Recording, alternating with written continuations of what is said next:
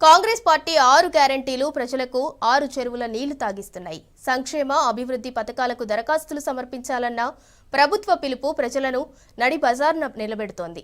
జనవరి 6వ తారీఖు వరకు అభయహస్తం పథకాలకు దరఖాస్తు సమర్పణ గడువు విధించారు. దీంతో ప్రజలు దరఖాస్తులు సమర్పించడానికి అష్టకష్టాలు పడుతున్నారు. ప్రజాపాలన సెంటర్తో పాటు ఈ సేవ మీ సేవ సెంటర్ల ముందు వందలాది మంది క్యూ కడుతున్నారు.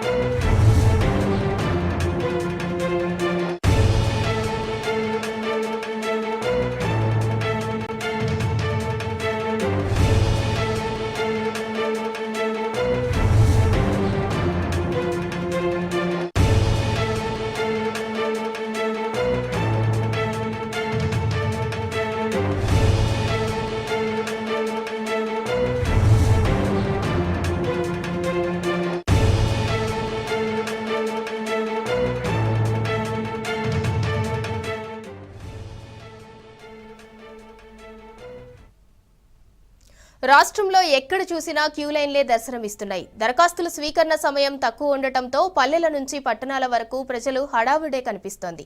అభయహస్తంలో భాగంగా దరఖాస్తులు సమర్పించిన 6 గ్యారెంటీల్లో ఏ పథకం వస్తుందో రాదోనన్న సందేహాలతో ఆందోళన వ్యక్తం చేస్తున్నారు. ఎన్నికల సమయంలో బీఆర్ఎస్ నేతలు హెచ్చరించినట్లుగానే ఈ సేవా కేంద్రాల ముందు చెప్పుల లైన్లు కనిపిస్తున్నాయి. ఇక అభయహస్తం దరఖాస్తుల కోసం ప్రజల నుంచి వస్తున్న స్పందనను క్యాష్ చేసుకోవడానికి దళారులు సిద్ధమయ్యారు.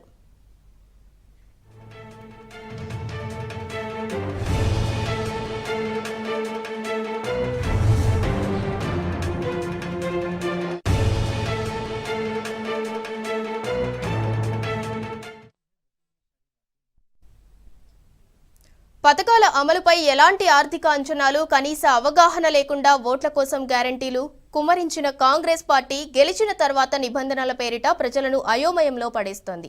అభయహస్తం పథకంలో భాగంగా పొందుపరిచిన నిబంధనలతో ప్రజలు తెల్లముఖం వేస్తున్నారు. ప్రతి పథకానికి తెల్ల రేషన్ కార్డును లింక్ పెట్టడంపై ఆందోళన వ్యక్తం చేస్తున్నారు. ఎన్నికల ముందు తెల్ల రేషన్ కార్డులు ఇవ్వలేదని ఆరోపించిన కాంగ్రెస్ పార్టీ అధికారంలోకి వచ్చిన తర్వాత రేషన్ కార్డులు ఇవ్వకుండానే దానినే ప్రమాణికం అనటంపై మండిపడుతున్నారు. ముందుగా అందరికీ తెల్ల రేషన్ కార్డులు ఇవ్వాలని డిమాండ్ చేస్తున్నారు. ఉమ్మడి పెద్ద కుటుంబాల్లో ఒకటే రేషన్ కార్డు ఉంటే పరిస్థితి ఎలా అని మదన పడుతున్నారు. రేషన్ బియ్యం నుంచి రైతు బంధు వరకు అన్నిటికీ తెల్ల రేషన్ కార్డే ప్రమాణికం అంటే ఎలా అంటూ ప్రశ్నిస్తున్నారు.